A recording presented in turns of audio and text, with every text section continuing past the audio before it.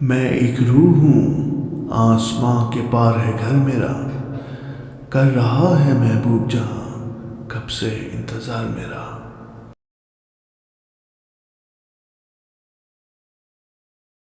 اس کو کہا گیا کہ وہ انسان کو سجدہ کرے۔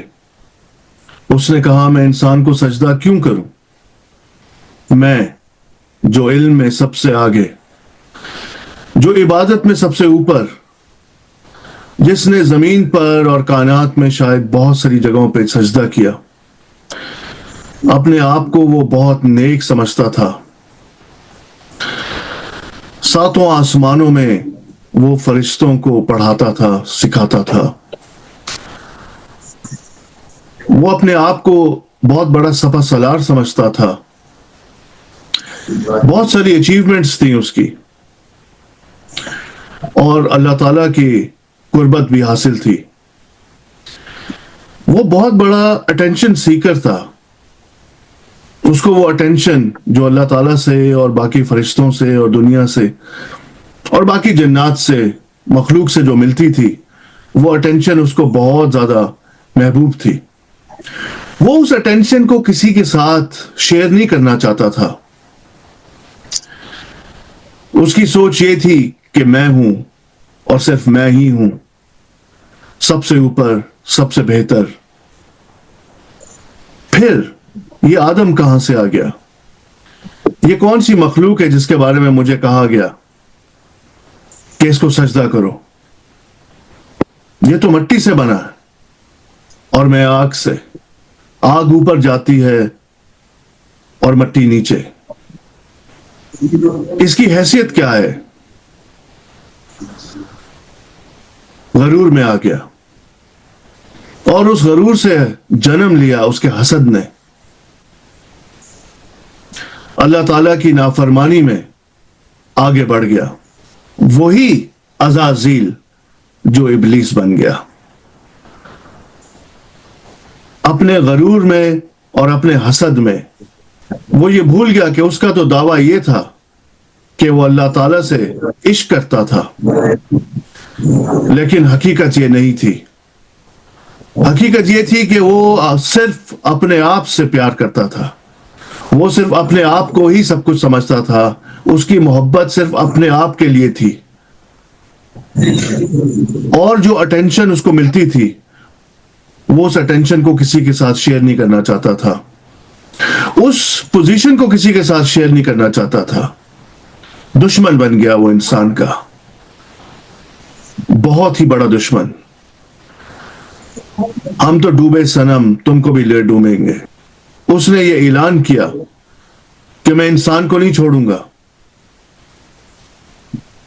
اس کی وجہ سے میں بہکاوے میں آیا اور جہنم میں جاؤں گا تو اس کو بھی اپنے ساتھ لے کر جاؤں گا۔ ناظرین السلام علیکم۔ آج ہم اس کے بارے میں بات کریں گے جو انسان کا سب سے بڑا اور سب سے کھلا دشمن ہے، اور اس نے اس بات کو چھپا کے نہیں رکھا۔ اس نے کھل کر یہ دعویٰ کیا، کھل کر یہ بات کہی کہ میں تمہارا سب سے بڑا دشمن ہوں۔ تمہارے اوپر آگے سے، پیچھے سے، اوپر سے، نیچے سے، دائیں سے، بائیں سے، ہر طرف سے تمہارے اوپر حملہ کروں گا۔ ہر طرح سے تمہیں برباد کروں گا اور تمہیں جہنم میں لے کے جاؤں گا۔ اس کریکٹر کے اوپر اور اس دشمنی کے اوپر روشنی ڈالنے کے لیے آج ہمارے پاس دو بہت ہی قابل احترام علماء موجود ہیں، جناب مفتی حارث اور جناب علامہ فاروق تجانی۔ سب سے پہلے میں علامہ فاروق تجانی آپ سے ریکویسٹ کروں گا کہ آپ تھوڑی سی روشنی ڈالیں کہ ابلیس جو انسان کا سب سے بڑا اور کھلا دشمن ہے، اس کی نوعیت کیا، اس کی دشمنی کی نوعیت کیا ہے، اور یہ کس کس طرح انسان کو نقصان پہنچاتا ہے، اور یہ کون سی مخلوق ہے؟ جی بسم اللہ الرحمن الرحیم۔ پہلی بات تو یہ ہے کہ ابلیس بڑا دشمن نہیں ہے بلکہ کھلا دشمن ہے۔ ہم اگر کہیں کہ ابلیس بڑا دشمن ہے تو یہ بات درست نہیں ہوگی۔ اکارڈنگ ٹو قرآن و سنہ بھی اگر میں کہوں تو یہ بات درست نہیں ہے۔ ہاں، ابلیس کھلا دشمن ضرور ہے، اور کھلا دشمن جو ہے اتنا خطرناک نہیں ہوتا ہے چھپے دشمن سے۔ جو چھپا دشمن اس کے مقابلے میں جتنا خطرناک ہوتا ہے اتنا خطرناک کھلا دشمن نہیں ہوتا ہے۔ ابلیس سے تو ہم اللہ کی پناہ مانگ سکتے ہیں، یعنی ہم اللہ سے پناہ طلب کر سکتے ہیں ابلیس سے، لیکن دوسری طرف جو ہمارا چھپا دشمن ہے اور وہ بہت خطرناک ہے، اگر اس سے ہم بچ جائے تو ہم دنیا میں بھی اور آخرت میں بھی کامیاب ہو جائیں گے۔ اس کے حوالے سے اللہ تعالیٰ نے قرآن شریف میں تو مختلف آیات جو ہے اس چھپے دشمن کے حوالے سے بیان کی گئی ہے، لیکن میں یہاں پہ سورۃ آل عمران کی آیت نمبر 30 پڑھنا ذرا مناسب سمجھتا ہوں۔ اللہ تعالیٰ فرماتے ہیں اعوذ باللہ من الشیطان الرجیم بسم اللہ الرحمن الرحیم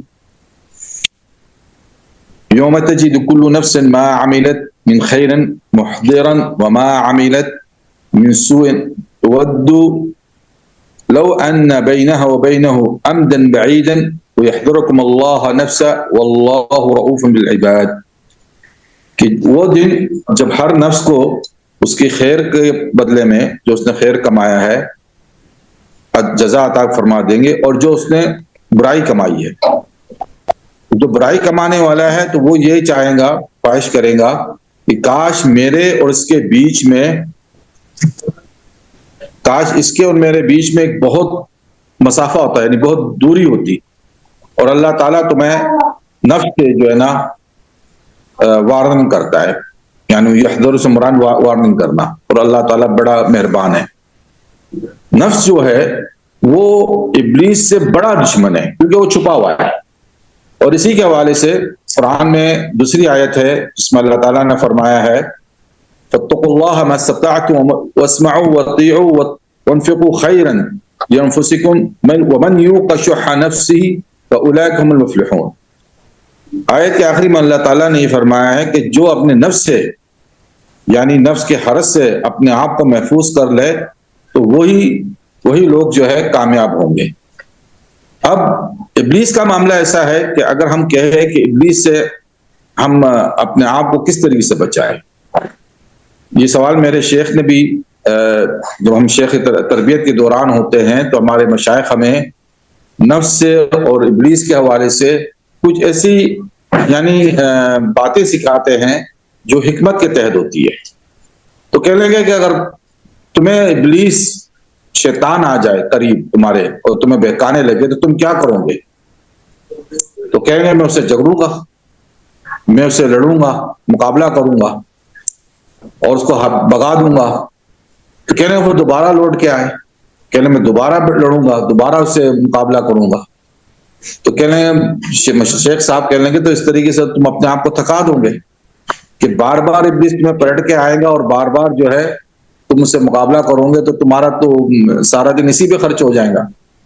تو کہنے حضرت پھر کیا مطلب مجھے کیا کرنا چاہیے؟ کہنے گے تم وہی کرو جو ایک مسافر جب وہ شہر کے قریب پہنچا تو اسے ایک چوراہا ملا، اس نے کہا کہ مجھے شہر میں جانا ہے تو تم میرے ساتھ ہو لو۔ تو شہرا نے کہا چلیں میں بھی تمہارے ساتھ ہی چلتا ہوں۔ کہہ لیں گے بس میری ایک ہی شرط ہے آپ کے ساتھ چلنے کی۔ کہہ لیں کیا؟ کہہ لیں گے یہ تمہارا جو کتا ہے جو تم نے بکریوں کے لیے لے رکھا ہوا ہے اس کو ذرا کہنا کہ مجھ سے دور رہے، بس یعنی مجھ پہ کہیں حملہ نہ کر دے۔ تو کہنا ہے تم ابلیس سے یہی معاملہ کرو، اپنے رب کی طرف رجوع کرو اور اللہ سے کہو کہ ابلیس سے اللہ تو مجھے دور رکھ، یہ اصل چیز ہے۔ اور جہاں تک نفس کا تعلق ہے تو نفس کی ہمیشہ مخالفت کرو، جو بھی آپ کو نفس سکھائے کوئی بات خواہش پیدا کرے اس کے مخالف سے مت چلو، تاکہ تمہارا نفس تمہاری قابو میں آ جائے، اور جب نفس قابو میں آ جائے تو پھر بات ہی ختم، پھر تو آدمی جیت جائے گا۔ تو اصل دشمن جو ہے، جو چھپا ہوا دشمن ہے، جو نفس ہے، وہ اس دشمن سے زیادہ خطرناک ہے، بڑا ہے، جو کھلا ہے، جو ابلیس ہے۔ ابلیس بھی دشمن ہے، ابلیس کو انسان سے کوئی ہمدردی نہیں، لیکن وہ کھلا ہوا دشمن ہے۔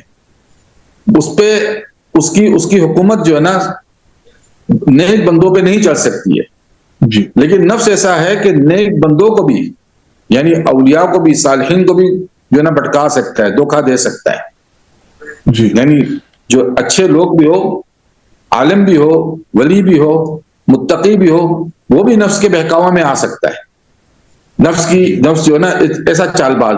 نفس جو ہے اس کے اندر کچھ ایلیمنٹس جو نیگیٹو ایلیمنٹس ہیں، جس میں نیگیٹو ایموشنز ہیں، اور جو دنیاوی خواہشات کی طرف زیادہ راغب کرتے ہیں اور لسٹ کی طرف زیادہ راغب کرتے ہیں۔ یہ انسان کے لیے بہت چیلنجنگ ہے، اور جو شیاطین جنات ہیں وہ ابلیس کے حکم سے نفس کو ہی استعمال کرتے ہیں انسان کو بہکانے کے لیے۔ جی جی مفتی حارث، میں آپ کی طرف آؤں گا۔ آپ ذرا تھوڑا سا اس بارے میں روشنی ڈالیں کہ اصل میں عزازیل ابلیس کیسے بنا، اس کی روحانیت کے اوپر تھوڑی سی روشنی ڈالیں کہ اس کے ساتھ اصل میں ہوا کیا۔ بسم اللہ الرحمن الرحیم، رب اشرح لی صدری ویسر لی امری واحلل عقدۃ من لسانی یفقہوا قولی۔ آپ کو میری آواز آ رہی ہے؟ پہلے مجھے جی یہ بتا دیں، اس کے بعد بات جی شروع کروں۔ بالکل آپ کی آواز آ رہی ہے۔ اچھا، سب سے پہلے بہت شکریہ، آپ نے بہت مدد کیا۔ اللہ پاک اس سلسلے کو اسی طرح جاری و ساری رکھے، اور ہماری بھی اور لوگوں کی ہدایت کا ذریعہ بنائے، اور لوگوں کے علم کا ذریعہ بنائے، ہمارے بھی علم کا بنائے۔ سوال کیا ہے عزازیل ابلیس کیسے بنا۔ اس سے پہلے کچھ فاروق صاحب نے کچھ باتیں ارشاد فرمائیں، تو اس حوالے سے بھی میں ایک دو باتیں عرض کروں گا، ایک دو معروضات پیش کرنا چاہوں گا، جی ضرور۔ اور آپ کے سوال کے جواب کی طرف بھی میں آؤں گا۔ سب سے پہلے جو آپ کا سوال ہے کہ آپ نے جو سوال کیا تھا کہ انسان کا دشمن کون ہے، اور ابلیس انسان کا دشمن کیسے ہے، یا انسان کا سب سے بڑا دشمن کون ہے اور سب سے کھلا دشمن کون ہے۔ جی سب سے کھلا دشمن کون ہے، اور وہ کیسے وجود میں آیا، جی اور بالکل کیسے وہ انسان کا دشمن بنا، وغیرہ وغیرہ۔ جی تو اس کو سمجھنے سے پہلے ہمیں بالکل پیچھے جانا پڑے گا پہلے، اور جی ابتدا میں ہمیں جانا پڑے گا جہاں سے انسان کی تخلیق ہوئی، اور بلکہ انسان کی تخلیق سے بھی پہلے، جی چونکہ ابلیس جو ہے نا وہ انسان کی تخلیق سے پہلے موجود تھا، جی اور انسان کی تخلیق اس کے سامنے ہوئی ہے، آدم علیہ جی السلام کی تخلیق اس کے سامنے ہوئی ہے، جی اور انسان کی تخلیق سے ہزاروں سال پہلے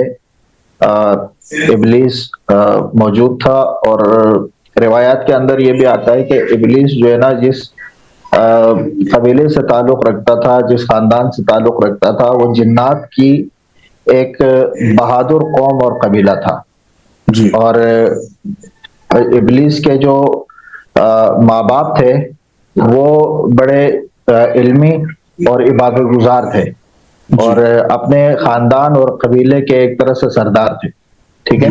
جی تو وہاں سے ابلیس نے عبادت کا راستہ اختیار کیا، چونکہ جنات کے اندر آپ جانتے ہیں کہ اللہ پاک نے انسان کو بھی مکلف بنایا ہے، جنات کو بھی مکلف بنایا ہے، جی تو جنات کے اندر شر اور خیر دونوں کا مادہ پایا جاتا ہے، ٹھیک ہے۔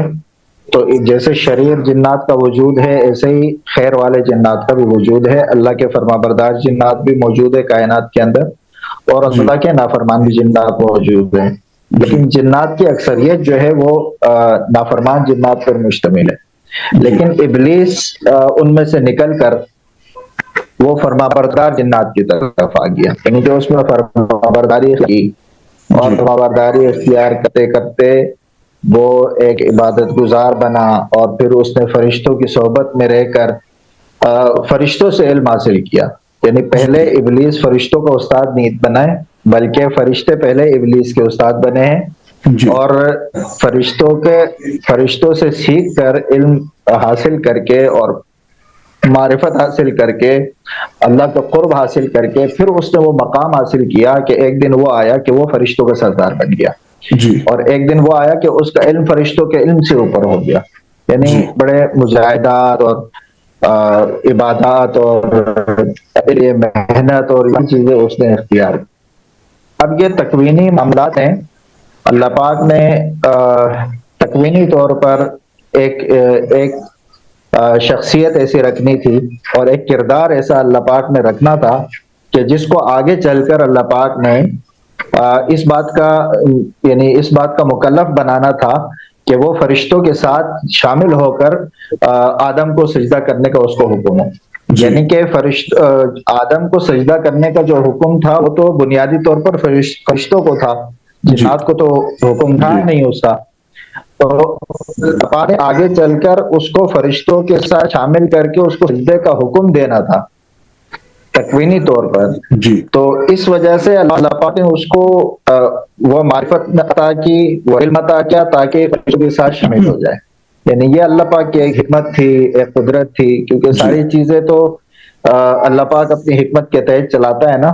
جی تو اور ساری چیزیں اللہ کے علم میں ہوتی ہے کہ آگے چل کیا ہونے والا ہے, آگے چل کر اللہ پاک کے علم میں ہے کہ آگے چل کر اس معاملے کو کس طرح رکھنا ہے اور پھر اس کا کیا نتیجہ سامنے لے کر آنا ہے. وہ سب کچھ اللہ پاک کے علم میں پہلے سے تھا.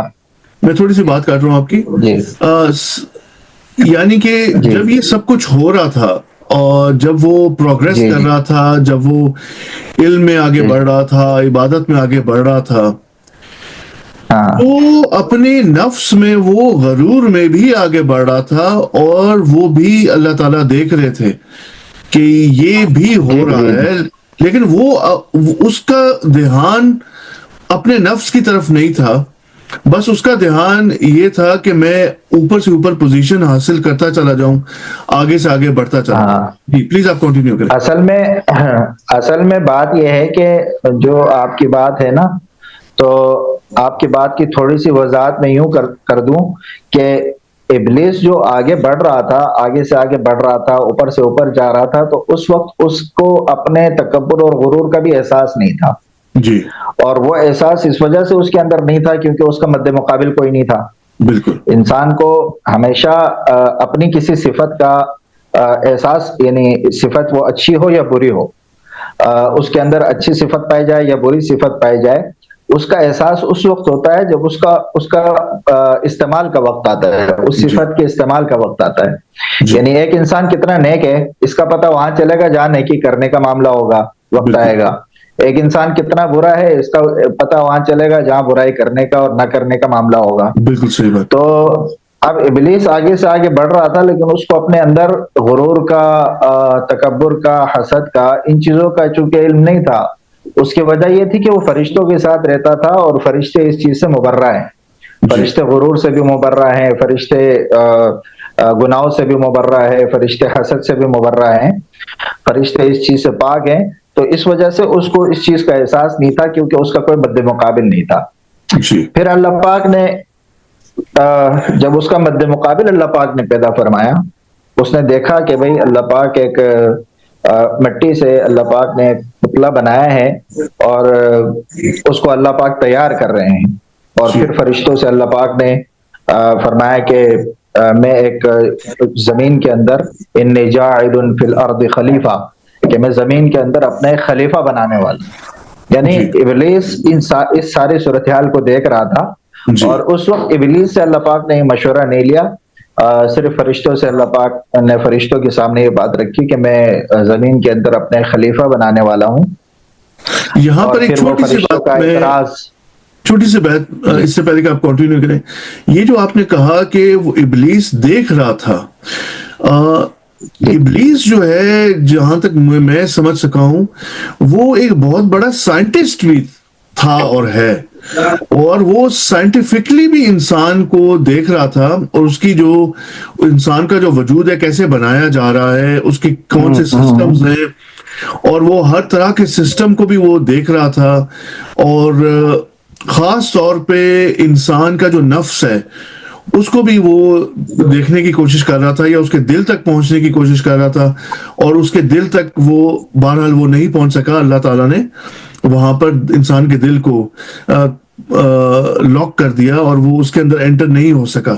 لیکن وہ بہت ہی کلوز ایگزامن وہ کر رہا تھا، اور وہ کرتا چلا آ رہا ہے. میری نالج میں کچھ یہ بات آئی ہے کہ جو ہماری گیلیکسی ہے اس میں 11 لیبارٹریز ہیں، 11 ریسرچ سینٹرز ہیں ایسے ہیں جنات کے، جہاں پر باقاعدہ انسان کے وجود کے اوپر ریسرچ کی جاتی ہے کہ انسان کو کنٹرول کیسے کرنا ہے، اس کو مائنڈ کنٹرول کیسے کرنا ہے، اس کے نفس کو ایگزامن کیسے کرنا ہے. جیسے جناب فاروق التجانی صاحب نے بھی فرمایا تھا کہ یہ بہت کلوز ایگزامن کرتا ہے، اور نفس کو یہ دیکھتا ہے کہ اس نفس کی کمپوزیشن کیا ہے، اور پھر اس کو کیسے بہکانا ہے. اور خاص طور پہ جو جادو ہے، مختلف قسم کے جادو ہوتے ہیں، اس میں بھی کون سا جادو جو ہے وہ کس طرح وہ پریکٹیکل اس کا کیسے کرنا ہے، یعنی اس کو ایکشن کیسے کرنا ہے. یہ بہت ہی ڈیپ ریسرچ ورک ہے جو لاکھوں سال سے جنات، جو شیاطین جنات ہیں، وہ اپنے ریسرچ سینٹرز میں وہ کرتے چلے آ رہے ہیں. سوری، آپ کنٹینیو کیجئے. جی بالکل آپ نے صحیح فرمایا کہ وہ آبزرو کر رہا تھا آدم کی تخلیق کو، اور دیکھ رہا تھا کہ کس چیز سے اس کو بنایا جا رہا ہے، کس چیز سے تخلیق کیا جا رہا ہے، اور پھر بعد میں اس سے کیا اللہ پاک کام لے گا. ان ساری چیزوں کو وہ دیکھ رہا تھا. لیکن آپ نے جو بات فرمائی نا کہ وہ انسان کے دل کو بھی آبزرو کر رہا تھا، اور وہ وہاں تک آنے کی اس نے کوشش کی وغیرہ. تو یہ جو مرحلہ ہے یہ بعد کا مرحلہ ہے. یہ آدم کی تخلیق کے بعد کا مرحلہ ہے، کیونکہ اس وقت تک اس کے اپنے علم میں بھی یہ بات نہیں تھی کہ تخلیق کرنے کے بعد، روح پھونکنے کے بعد اللہ پاک نے کیا معاملہ کرنا ہے، سجدے کا حکم دینا ہے، اور پھر میں نے اس سجدے سے انکار کرنا ہے وغیرہ وغیرہ. یہ سب فیوچر کی باتیں تھی اس وقت، اور فیوچر کی باتوں کا اسے علم نہیں تھا اس وقت. تو پھر جب اللہ پاک نے آدم علیہ السلام کو خلق فرمایا، تخلیق فرمائی ان کی، یعنی ان کو پتلا بنایا، تو روح پھونکنے سے پہلے اللہ پاک نے فرشتوں سے فرمایا کہ فَإِذَا سَوَّيْتُهُ وَنَفَخْتُ فِيهِ مِن رُوحِي فَقَعُوا لَهُ سَاجِدِينَ، کہ جب میں آدم علیہ السلام کو، آدم کو بناؤں گا، بالکل ٹھیک مکمل کر لوں گا. سویتہ کا مطلب ہوتا ہے میں اس کو مکمل کر لوں گا. اور مکمل کرنے کے بعد، یعنی کہ ظاہری اعضاء، ظاہری جسم مکمل ہونے کے بعد ایک مرحلہ پھر آئے گا کہ وَنَفَخْتُ فِيهِ مِن رُوحِي، اس کے بعد میں اس کے اندر اپنی روح پھونکوں گا. جب میں مکمل کروں گا اس کو، یعنی ظاہری طور پہ، یعنی یہاں سے یہ چیز سامنے آتی ہے کہ انسان کی جو تخلیق ہے وہ دو چیزوں سے مل کر انسان کا وجود میں آتا ہے، انسان وجود میں آتا ہے. ایک اس کا مادی عنصر ہے، اور ایک اس کا روحانی عنصر ہے. ٹھیک ہے، تو جو مادی عنصر ہے وہ جسم کہلاتا ہے، اور جو روحانی عنصر ہے وہ روح کہلاتا ہے، اور وہ نور ہے. ٹھیک ہے، تو یہاں اللہ پاک نے فرمایا کہ فَإِذَا سَوَّيْتُهُ وَنَفَخْتُ فِيهِ مِن رُوحِي فَقَعُوا لَهُ سَاجِدِينَ، جب میں اس کو جسمانی اور روحانی دونوں طریقے پر مکمل کر لوں گا، جب میں اس کے اندر روح پھونک دوں گا، تب تم نے اس کے سامنے سجدے میں گر پڑنا ہے. ٹھیک ہے، اب یہاں سے ایک چیز اور سامنے آتی ہے کہ بغیر روح کے، جب تک اللہ پاک نے اپنی روح اس کے اندر نہیں پھونکی تھی، تب تک صرف اس کے جسم کو اللہ پاک نے سجدہ کرانا مقصود نہیں تھا. صرف آدم کے جسم کو اللہ پاک کی طرف سے سجدہ کرانا مقصود نہیں تھا، بلکہ ان کو جو سجدہ ہوا وہ حقیقت کے اندر اس روح کو ہوا جس کی نسبت اللہ نے اپنی طرف فرمائی.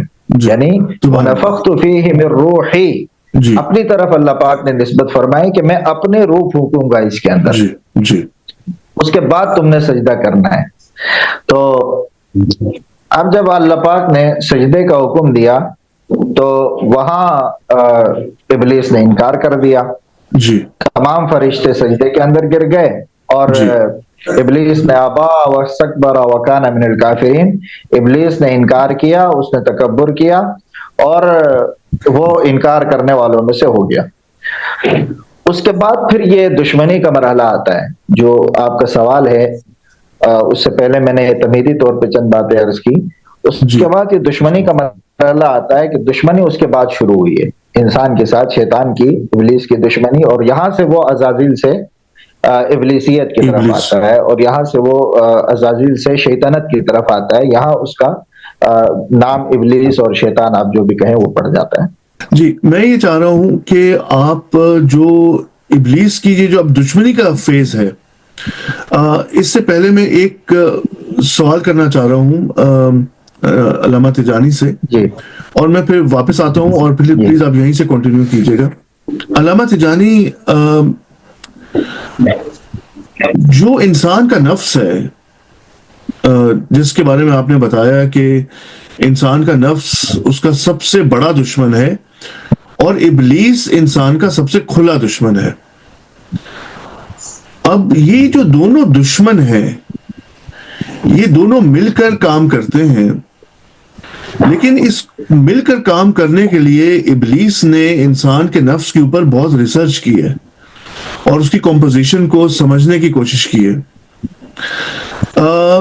ایک تو یہ مجھے بتائیے گا کہ تھوڑی سی انفارمیشن مجھ تک یہ پہنچی تھی کہ جب انسان کو خاک سے بنایا جا رہا تھا اور اس وقت اس کی جو باڈی ہے مٹی سے وہ تیار کی جا رہی تھی, تو اس وقت ابلیس کا حسد ڈیولپ ہو رہا تھا اور وہ اس کا حسد اتنا ڈیولپ ہوا کہ اس نے نعوذ باللہ انسان کی اس باڈی کے اوپر تھوک دیا,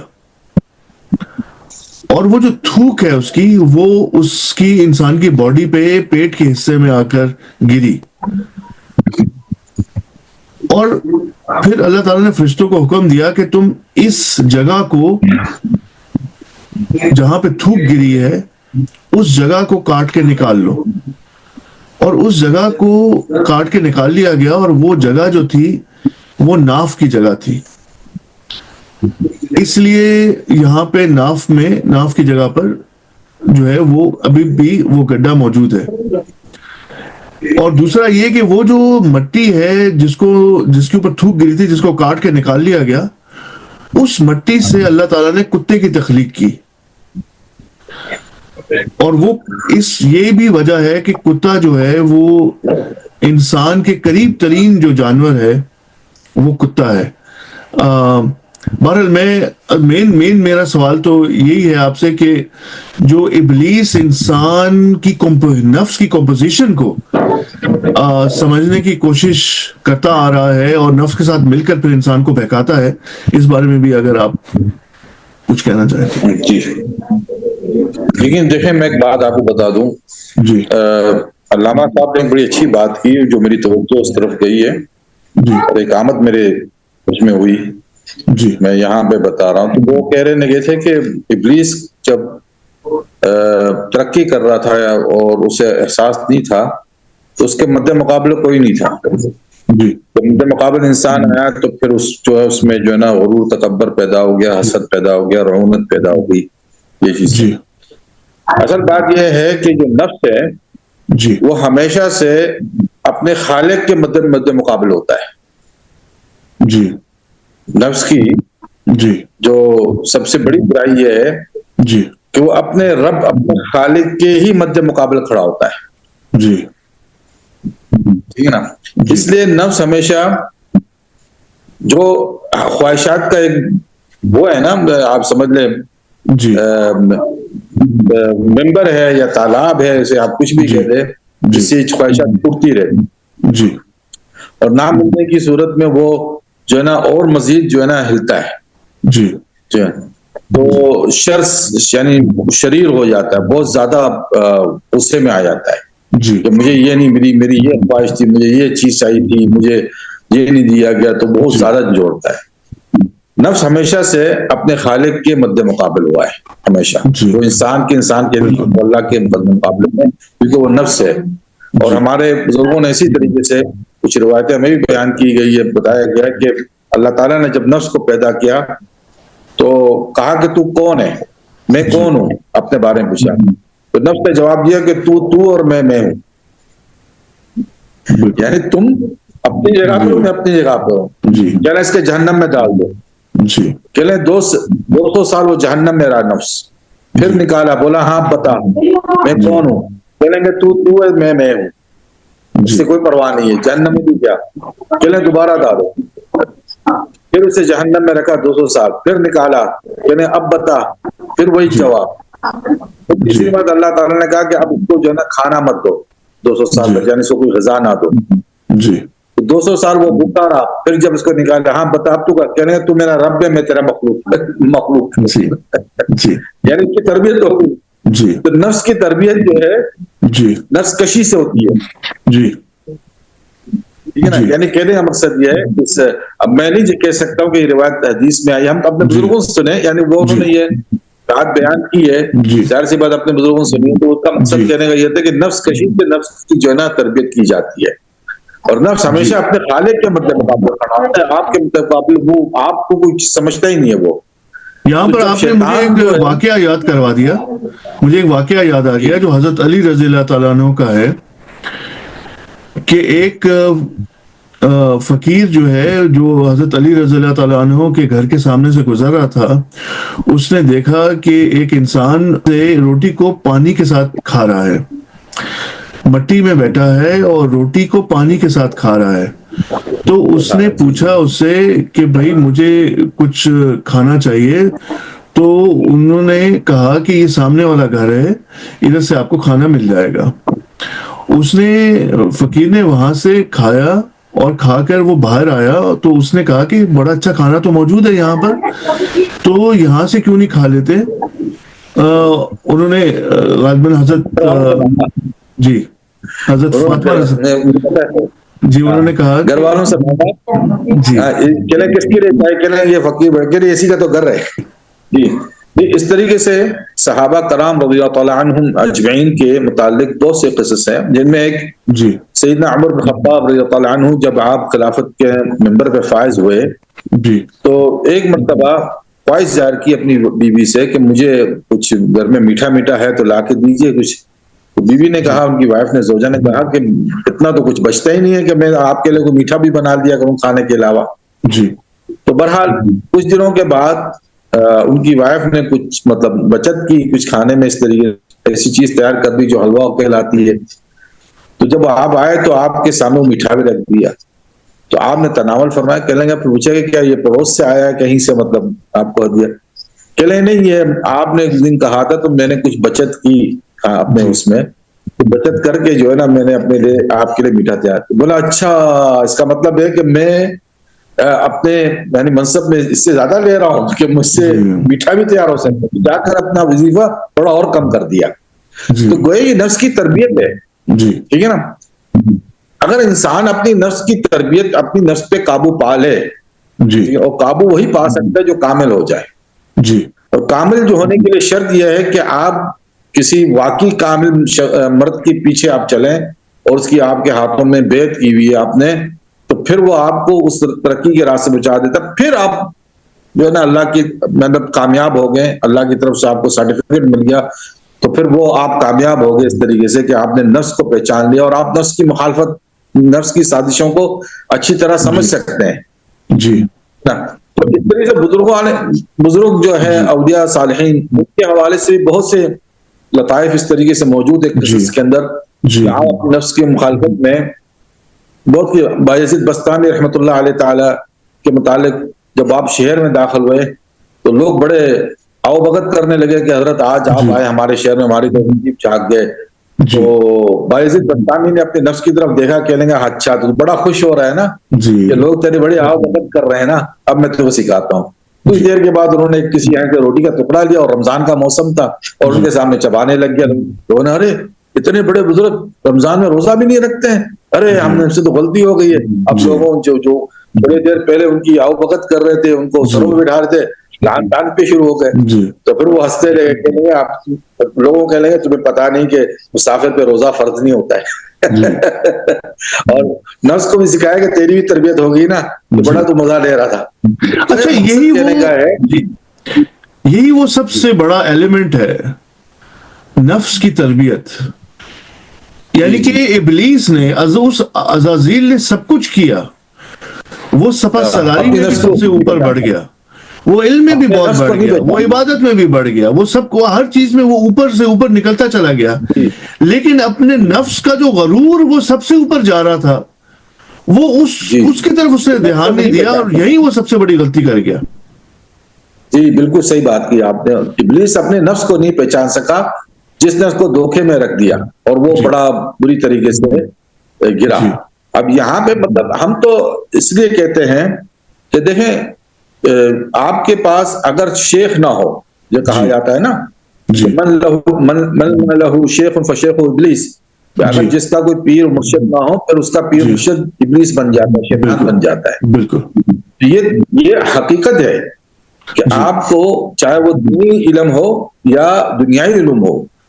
جاپان کے اندر سب سے زیادہ جو بچوں کو سکھایا جاتا ہے وہ ایتھکس سکھایا جاتا ہے، وہ آداب سکھائے جاتے ہیں کہ آپ نے کیسے اٹھنا ہے، کیسے بیٹھنا ہے، ایک عارضی کے طور پر جو ہے نا اپنی زندگی کو اپنانا ہے. حالانکہ وہ کافر ہے، وہ کافر، ان کا یقین نہیں ہے وغیرہ سے، لیکن وہ سمجھتے ہیں کہ ہمارے معاشرے کی اچھی تربیت ہو ہی نہیں سکتی ہے جب ایک فرد کے اندر وہ انکساری نہ ہو. یہ بھی جو آپ دیکھتے ہیں وہ سلام کرتے ہیں تو رکوع کرتے ہیں، جھک کر سلام کرتے ہیں، وہ مقصد سجدہ نہیں ہوتا، وہ تعظیم ہوتا ہے. یعنی آپ کی تعظیم میں وہ جھک جاتے ہیں. تو مقصد کہنے کا یہ ہے کہ ان کے اندر یہ چیز بچپن سے ڈالی جاتی ہے کہ آپ اپنے آپ کو منکسر رکھے تھوڑا. اب ہمارے مسلمان معاشرے کے اندر تو یہ چیزیں بالکل ہی معدوم ہوگی جو ہمارے بزرگوں نے ہمیں سکھائی ہوئی ہوتی ہے. اب ایک شیخ تھے، ایک بہت بڑے عالم تھے، انہوں نے کسی یعنی چاہا کہ کسی بہت بڑے شیخ کی جو ہے نا بیعت حاصل کی جائے، اپنے دور کی بہت بڑے تھے. تو وہ حضرت کے پاس پہنچے تو انہوں نے کہا کہ حضرت میں آپ کی بیعت کرنا چاہتا ہوں. تو کہہ لیں گے جا نہ کیا. وہ گئے، نہ کے آئے، بات کو تبدیل کیا، غسل کیا، پھر آئے. کہہ لیں حضرت میں آ گیا ہوں، آپ نے کہا نا. کہہ لیں جا نہ کیا. جی بالکل صحیح بات.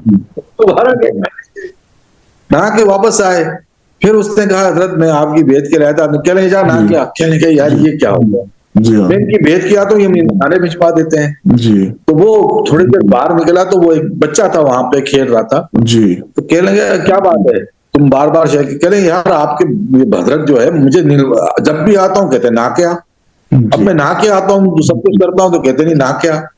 کہہ لیں گے وہ اس سے نہیں نہانا کہہ رہے ہیں، تو کہہ رہے ہیں تم نے جو اپنے دماغ میں جو نا وہ جو غرور کا جو رکھا ہوا ہے نا اسے نہ کیا، اسے جو کر کیا. تو مقصد یہی ہے، اصل چیز یہ ہے کہ آپ ابلیس سے تب بچ پائیں گے صحیح معنوں میں، حقیقت میں. یوں تو آپ اللہ تعالیٰ ہمیشہ آپ کو حفظ امان میں رکھتا ہے جب آپ صبح فجر اٹھتے ہیں، اذکار کرتے ہیں وغیرہ، لیکن حقیقت میں جب آپ بچ پاتے ہیں اور وہ ہے اپنے نفس کی پہچان کے بعد کہ آپ نے اپنے نفس کو پہچان لیا ہے کہ یہ مجھے کہاں دھوکہ دینے والا ہے، اس کی میں کہاں پکڑ سکتا ہوں. تو پھر جو ہے آپ اللہ کے پاس بھی بالکل. بہت اچھی بات کی آپ نے، اللہ سے راضی. بہت خوبصورت بات کی آپ نے. میں ایک بات اس میں ایڈ کروں گا اور پھر ہم مفتی حارث کی طرف جاتے ہیں. ابلیس نے جب سجدہ نہیں کیا، وہ اپنے غرور میں آیا، اس غرور سے اس کے حسد نے جنم لیا، اور حسد میں آ کر اس نے انسان کو اپنا دشمن بنا دیا. اور پھر اللہ تعالیٰ سے، یعنی کہ بجائے اس کے کہ وہ اللہ تعالیٰ سے معافی مانگ لیتا، اللہ تعالیٰ سے جو نافرمانی کی اس نے، اس پہ وہ مغفرت کر لیتا، وہ ڈٹ گیا اور اس کا نفس بھی ڈٹ گیا، کیونکہ وہ شاید صدیوں سے جو وہ اوپر سے اوپر جا رہا تھا اپنے علم میں، عبادت میں، سپہ سالاری میں، ہر چیز میں، لیکن اس کا نفس بھی اسی طرح بڑھتا چلا جا رہا تھا، اور غرور میں وہ اتنا آگے جا چکا تھا کہ اس نے نعوذ باللہ اس نے وہی سٹانس اپنایا جو جس طرح آپ نے فرمایا کہ جب اللہ تعالیٰ نے نفس سے کہا کہ بتا میں کون ہوں، تو نفس نے کہا کہ تو ہے اور میں ہوں. ایگزیکٹلی یہی سٹانس جو ہے وہ ابلیس نے اپنایا، اپنی پوزیشن اس نے یہ پکڑی، اور اس نے نعوذ باللہ اللہ تعالیٰ کی نافرمانی کی، عاجزی اختیار نہیں کی، غرور کو اپنایا، اور اللہ تعالیٰ کو الٹا نعوذ باللہ کہا کہ یا اللہ تو نے مجھے بہکا دیا، اور جس طرح تو نے مجھے بہکایا میں اب انسانوں کو بہکاؤں گا، اور جس طرح میں اب جہنم میں جاؤں گا میں انسانوں کو بھی جہنم میں لے کے جاؤں گا. یعنی کہ کہنے کا مطلب یہ ہے کہ بجائے اس کے کہ بھئی اگر بات یہ ہے کہ اگر تم اتنے بڑے عاشق تھے اللہ کے، اور اتنے ہی تم نیک انسان ہو، اتنے ہی تم عبادت گار ہو، تو تمہیں تو سب سے پہلے مغفرت کی طرف جانا چاہیے تھا. تمہیں تو سب سے پہلے اللہ تعالیٰ سے مغفرت طلب کرنی چاہیے تھی، سوری کہنا چاہیے تھا کہ سوری مجھ سے غلطی ہو گئی، میں اس وقت ایموشنل ہو گیا، میں جیلس ہو گیا، مجھے آپ معاف کر دیں. لیکن نہیں، تم نے تو اپنے غرور کو اور اپنی اس پوزیشن کو تم نے کہا میں ہی ہوں، میں ہوں اور تو ہے، وہ اس پہ آ گیا. اور اس وقت سے وہ آج تک ہزاروں لاکھوں سال شاید گزر چکے ہیں اور اللہ تعالیٰ سے معافی نہیں مانگی، مغفرت طلب نہیں کی، اور وہ بالکل وہ ہڈ حرام بن کر جو ہے نا وہ اس شیطانیت کے راستے پہ چل پڑا، اور انسان کا بہت بڑا دشمن بن گیا، جو بالکل آپ صحیح فرما رہے ہیں کہ نفس کے ساتھ مل کر وہ انسان کے ساتھ اس دشمنی کو وہ نکالتا ہے. مفتی حارث آپ ہمیں بتا رہے تھے کہ ابلیس جو ہے اب جب وہ انسان کا اتنا کھلا دشمن بن گیا، اور اس نے باقاعدہ کہا کہ میں انسان کو آگے سے، پیچھے سے، دائیں سے، بائیں سے، اوپر سے، نیچے سے میں اس کی جو ہے نا ہڈیاں پسلیاں توڑ دوں گا. ذرا تھوڑا سا آپ ذرا ڈیٹیل میں روشنی ڈالیں اس کی دشمنی کے اوپر کہ اب یہ کرتا کیا ہے اور کیا کیا کر رہا ہے یہ، اور اس کے ساتھ کریکٹرز کون کون سے ہیں. مثال طور پہ دجال ہے اور دوسرے کریکٹرز ہیں. کرتا کیا ہے، اس کی آرمی کتنی بڑی ہے، اس کی فوج کتنی بڑی ہے، یہ کر کیا رہا ہے انسان کے ساتھ.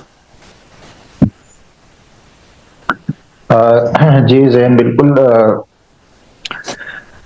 اصل میں جہاں میں نے بات ختم کی تھی اور میں وہاں سے بات شروع کرتا ہوں جی، اور درمیان میں فاروق صاحب نے بھی کچھ باتیں ارشاد فرمائی ہیں، تو تھوڑا سا میں اس طرف بھی آ جاتا ہوں. جی، ایک تو دیکھیں نفس کا جہاں تک تعلق ہے، تو ایک بات، چونکہ ہر انسان کا اپنا ایک نظریہ ہوتا ہے اور اپنی ایک سوچ ہوتی ہے. اصل میں جب ابلیس انسان کی تخلیق سے پہلے، یعنی حکم سجدہ سے پہلے، سجدے کے حکم سے پہلے، تو وہ ابلیس جو ہے نا عبادت گزار بھی تھا، ٹھیک ہے، اور اللہ کا معرفت رکھنے والا بھی تھا، اور عالم بھی تھا. یعنی عابد بھی تھا، عالم بھی تھا، اور عارف بھی تھا.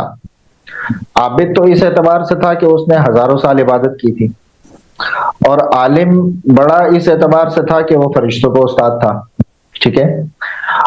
اور عارف وہ اس درجے کا تھا، یعنی عارف کہتے ہیں اللہ کو پہچاننے والا، یعنی اللہ کی معرفت رکھنے والا. جی، اللہ کی معرفت رکھنے سے مراد یہ ہے کہ اللہ کی قوت کو، طاقت کو، اللہ کے رحم کو، اللہ کے غصے کو، یعنی مکمل طور پہ ہر چیز کو سمجھنے والا اور پہچاننے والا تھا وہ. جی، عارف وہ اس درجے کا تھا کہ اس کو یہاں تک معلوم تھا کہ میں انکار کروں گا تو اللہ مجھے جنت سے نکال دے گا، اور اس کے باوجود بھی اللہ کا رحم اتنا ہے کہ اگر میں اللہ سے گزارش کروں گا تو اللہ میری درخواست بھی قبول کر لے گا. جی، ٹھیک ہے. اسی لیے اس نے اللہ سے درخواست کی کہ جب وہ مکالمہ ہوا اس کا اور اللہ کا، تو اللہ پاک نے اس سے پوچھا کہ ابلیس تو نے اس چیز کا، یعنی میں نے تجھے جو حکم دیا تھا سجدے کا، تو تو نے اس چیز کا کیوں انکار کیا؟ تو جی، اس نے آگے سے جو وجہ بتائی وہ یہ بتائی کہ اللہ میں تو بہتر ہوں، ٹھیک ہے. جی، یعنی اب اس کو احساس تب ہوا تھا، یعنی آدم کو جب مٹی سے بنایا جا رہا تھا تو وہ دیکھ رہا تھا، اور جب بنا چکنے کے بعد جب حکم ہوا سجدے کا، تب اس کو احساس یہ ہوا، اس کے اندر یہ احساس جاگا، یہ تکبر اس کے اندر جاگا، یہ حسد اس کے اندر جاگا کہ بھائی مجھ سے کم، یعنی اس کے سوچ کے مطابق کہ مجھ سے کم درجے والے کی تعظیم کا مجھے حکم دیا جا رہا ہے، تو یہ کیسے ممکن ہے، یہ کیسے پاسبل ہے کہ میں اپنے سے کم درجے کی تعظیم کروں؟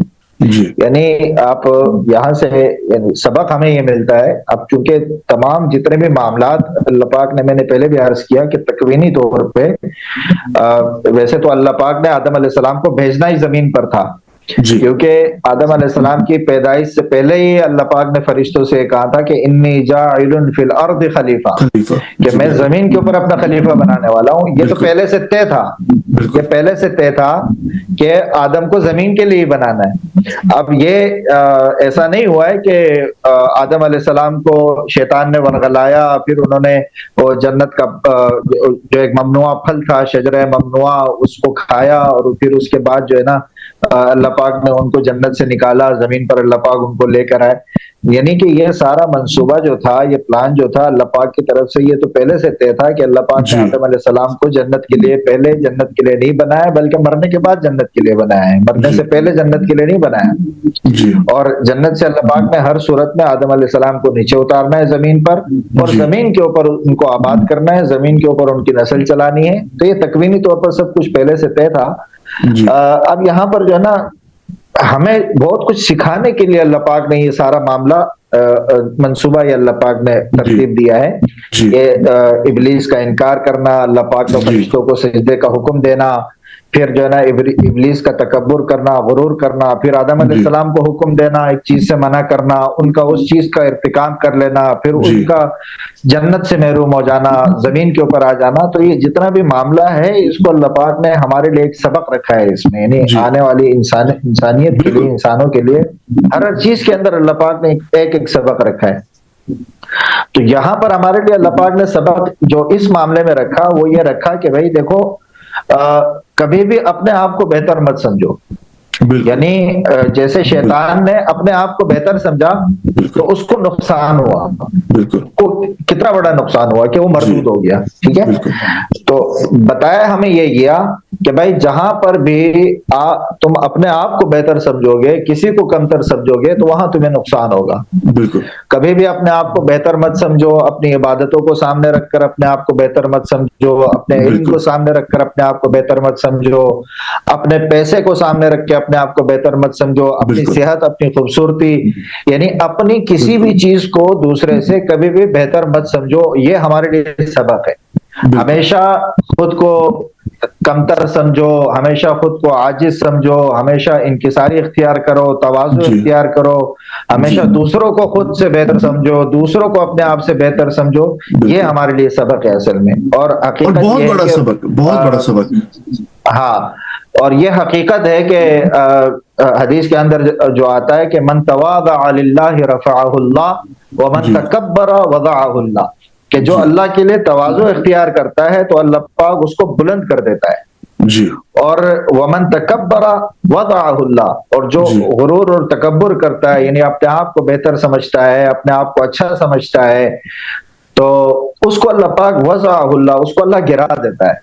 اور حقیقت ہے کہ جس نے آج تک پہلا تکبر کرنے والا ابلیس تھا، اور ابلیس کے بعد آج تک اور آج کے بعد رہتی دنیا تک جو تکبر، یہ قانون بن گیا، یہ قانون اللہ پاک نے بنا دیا کہ جو تکبر کرے گا وہ ہلاک ہو جائے گا، جو تکبر کرے گا اس کو نقصان ہوگا، جو تکبر کرے گا وہ گر جائے گا. وہ آج نہیں تو 10 سال بعد گرے گا، وہ آج نہیں تو 20 سال بعد گرے گا، لیکن وہ گرنا ہے اس نے، جس نے تکبر کیا. تو یہاں سے ہمیں سبق اللہ پاک نے دینے کے لیے اس واقعے کو اللہ پاک نے بیان فرمایا کہ ابلیس نے کہا کہ میں تو بہتر ہوں اس سے، اور مجھے تو یا اللہ تو نے خلقتنی من نار وخلقتہ من طین، مجھے تو اللہ تو نے آگ سے پیدا کیا ہے، آگ اوپر جاتی ہے، اور اس کو مٹی سے پیدا کیا ہے، مٹی تو نیچے کی طرف آتی ہے، خاک تو خاک ہے، آگ آگ ہے. ٹھیک ہے, جی بالکل. اور خاک بلند ہوتی ہے, آگ جی. بلند ہوتی ہے, خاک نیچ پستی کی طرف جاتی ہے, تو میں جی. تو بہتر ہوں اس سے. تو وہاں پر اللہ پاک نے پھر اس کے غرور اور تکبر کا اور اس کے حسد کا, جی. ایک چیز یہاں پر غرور اور تکبر شامل ہوا ہے, اور دوسری جی. چیز حسد شامل ہوا ہے. بالکل بالکل. حسد اس طرح, تکبر تو اس طور پر شامل ہوا کہ میں اس سے بہتر ہوں, ٹھیک ہے. اب جی. حسد کس طور پر شامل ہوا؟ حسد اس طور پر شامل ہوا کہ یہ چیز ان کو کیوں عطا کی گئی, بالکل. یعنی جو چیز مجھے عطا ہونی چاہیے تھی, جو مجھے ملنی چاہیے تھی, جی. وہ چیز کسی اور کو مل گئی. اب یہ تو اس جی. کی سوچ تھی کہ یہ چیز جی. مجھے ملنی چاہیے تھی. اور بالکل. اگر ہم دیکھیں, اس کے اوپر غور کریں, تو ہم میں سے ہر انسان کی یہ سوچ ہوتی ہے جی. کہ فلاں چیز تو مجھے ملنی چاہیے تھی, بالکل. وہ اس کو کیوں ملی, بالکل. ٹھیک ہے. اور حسد اس کو کہتے ہیں, حسد کی جو تعریف اور ڈیفینیشن آئی ہے حدیث کے اندر, وہ یہ آئی ہے کہ حسد اس کو کہا جاتا ہے کہ انسان کی یہ سوچ جی. کہ یہ چیز جو میرے پاس نہیں ہے, یہ فلاں کے پاس کیوں ہے, جی. یعنی اس کے پاس یہ چیز کیوں ہے. جی. ایک انسان کے پاس اچھا گھر ہے, ایک انسان کے پاس اچھی گاڑی ہے, ایک انسان کے پاس پیسے ہیں, ایک انسان صحت مند ہے, ایک انسان خوبصورت ہے, تو میں یہ سوچتا ہوں کہ اس کے پاس یہ کیوں ہے. اب یہاں پر دو چیزیں ہیں, ایک میرا یہ سوچنا کہ یہ چیز اس کے پاس بھی ہے تو رہے, لیکن جی. مجھے بھی اللہ عطا کرے, بالکل. کے پاس بھی رہے, اس سے جی. یہ چیز اللہ نہ چھینے, لیکن مجھے بھی اللہ عطا کرے. یہ حسد نہیں ہے, جی. یہ حسد نہیں ہے, اور یہ جائز ہے, ٹھیک ہے. جی. یہ تمنا کرنا, یہ جی. تمنا کرنا جائز بھی ہے, اور یہ بالکل. حسد میں بھی شامل نہیں ہے. بالکل. حسد وہاں ہوگا کہ آپ کا یہ سوچنا, میرا یہ سوچنا کہ یہ چیز میرے پاس اگر نہیں ہے تو تمہارے پاس بھی نہ رہے. یعنی بالکل. آپ نے شروع میں جو شعر پڑھا نا کہ ہم تو ڈوبے تھے صنم تمہیں بھی لے ڈوبیں گے, بالکل. تو کہنے کا مقصد یہ ہے کہ میرے پاس اگر یہ چیز نہیں ہے تو تمہارے پاس بھی نہ جی. کھیلیں گے نہ کھیلنے دیں گے, نہ کھیلیں ٹھیک گے ہے. دیں گے. جی. ہاں, نہ کھیلنے دیں گے والی صورتحال. تو ابلیس نے یہ سوچا کہ مجھے تو یہ چیز عطا نہیں ہوئی, تو ان کے پاس جی. کیوں ہے, بالکل. ٹھیک ہے, لہٰذا ان بالکل. کے پاس بھی نہیں ہونی چاہیے. بالکل. تو یہ حسد اور تکبر جی. دو اتنی خطرناک چیزیں ہیں, جی. بالکل. اتنی خطرناک چیزیں ہیں کہ اس کی وجہ سے عزازیل سے ابلیس بنا ہے, بالکل. اس کی وجہ سے اس کو جنت سے نکالا گیا ہے, اس کی بالکل. وجہ سے اس کو مردود کیا گیا ہے. اللہ نے بالکل. فرمایا اخرج فإنک رجیم, اور جی. یہ فرمایا ان علیک لعنتی الی یوم الدین, بالکل. کہ بالکل. قیامت تک تجھ پر میری طرف سے پھٹکار ہے, تجھ پر لعنت ہے میری طرف سے, اور جی. تو نکل جائے یہاں سے. جی. تو اب جب اس کو اس تکبر اور حسد کا نقصان نتیجہ رزلٹ سامنے آ گیا, بڑا نقصان ہو گیا, جی. تو ظاہر ہے پھر اس کے پاس کچھ بھی نہیں بچا. جی. اب اس کے پاس کیا بچا؟ اللہ کی طرف سے ایک کسی کو, کسی شخصیت کو, کسی کردار کو پھٹکار پڑ گئی, اس کو جی. نکال دیا گیا, مردود کر دیا گیا, تو اب پیچھے جی. اس کے پاس کیا بچا؟ جی. اس کے پاس کچھ بھی نہیں بچا. اب جو اس کے پاس کچھ بھی نہیں بچا, یہاں سے اس کے دل کے اندر مزید دشمنی انسان کی پیدا ہو گئی, بالکل. اور اس دشمنی کو اس نے باقی رکھنے کے لیے, اس نے اس دشمنی کو قائم رکھنے کے لیے یہاں اللہ پاک سے ایک درخواست کی, کیونکہ عارف تو تھا, اللہ کو جانتا جی. تھا, ٹھیک ہے, اور اللہ کے رحمت کو بھی سمجھتا تھا, جانتا تھا جی. کہ اللہ منع نہیں کرے گا, ٹھیک جی. ہے. پھر اس نے ایک درخواست کی اللہ سے کہ اللہ مجھے قیامت تک کی مہلت چاہیے, فانذرنی الی یوم یبعثون, مجھے قیامت تک کی مہلت چاہیے. جی. تو اللہ پاک نے اس سے یہ فرمایا کہ بھئی تمہیں ایک وقت معلوم تک, ایک معین وقت تک میں تمہیں مہلت دیتا ہوں, جاؤ تم جو کر سکتے ہو کرو. جی. تو وہاں اس نے پھر اپنی جو دشمنی کا اعلان کیا کہ اب لآتیناہم من خلفہم من بین ایدیہم ومن خلفہم وعن ایمانہم وعن شمائلہم, کہ میں اب آگے سے, پیچھے سے, دائیں سے, بائیں سے, جی. ہر طرف سے آ کے ان کو روکنے کی کوشش کروں گا, ان کو گمراہ کرنے کی کوشش کروں گا, ان کو نقصان پہنچانے کی کوشش کروں گا, کہ آج جو مجھے نقصان ہوا ہے میں جی. اب کسی انسان کو بھی فائدے میں نہیں دیکھ سکتا ہوں. آدم کی وجہ سے، انسان کی وجہ سے مجھے نقصان ہوا ہے، تو میں اب کسی انسان کو بھی فائدے میں نہیں دیکھ سکتا ہوں۔ اب یہاں ضمنی طور پہ بات یہ آتی ہے کہ انسان کے ہر عمل کے اندر ابلیس کا فائدہ ہے یا ابلیس کا نقصان ہے۔ انسان جو بھی قدم اٹھاتا ہے اس قدم کے اندر یا تو ابلیس کا فائدہ ہے یا ابلیس کا نقصان ہے۔ اگر وہ قدم یا ایھا الذین آمنوا لا تتبعوا خطوات الشیطان انہ لکم عدو مبین، ایک جگہ اللہ نے فرمایا کہ اے ایمان والو لا تتبعوا خطوات الشیطان، کہ شیطان کے نقش قدم پر مت چلو۔ خطوات الشیطان، شیطان کے نقش قدم پر مت چلو۔ شیطان کے نقش قدم پر چلنے کا کیا مطلب ہے کہ اس نے جو کام کر کے نقصان اٹھایا ہے تو تم وہ کام کر کے نقصان نہ اٹھاؤ اور اس کو فائدہ مت پہنچاؤ۔ اس نے جو اللہ سے وعدہ کیا ہے اور مہلت چاہیے کہ میں ان کو گمراہ کروں گا آگے سے پیچھے سے دائیں سے بائیں سے، تو تم اس کے نقش قدم پر چل کر اسے خوش مت کرو۔ انہ لکم عدو مبین، وہ تمہارا کھلا دشمن ہے۔ اور ایک جگہ ارشاد فرمایا کہ ان الشیطان لکم عدو فاتخذوہ عدوا، کہ شیطان تمہارا دشمن ہے اور تم اس کو دشمن بنا کے رکھو۔ یعنی صرف وہ تمہارا دشمن ہونا کافی نہیں ہے بلکہ تمہیں اس کو دشمن بنا کے رکھنا ہے۔ بالکل۔ اب یہاں دشمن بنا کے رکھنے کا کیا مطلب ہے؟ تو گزشتہ پروگرام میں جیسے میں نے عرض کیا تھا اور آپ نے سوال پوچھا تھا حمزاد اور موکل کے بارے میں، ایک اچھی اور ایک بری مخلوق کے بارے میں، تو یہاں پر شیطان اپنا کام کیسے کرتا ہے؟ شیطان اپنا کام ایسے کرتا ہے کہ شیطان انسان کو الشیطان یعدکم الفقر ویأمرکم بالفحشاء والمنکر، ایک جگہ اللہ نے فرمایا کہ شیطان تمہیں فقر سے ڈراتا ہے اور تمہیں برائی اور بے حیائی کا حکم کرتا ہے۔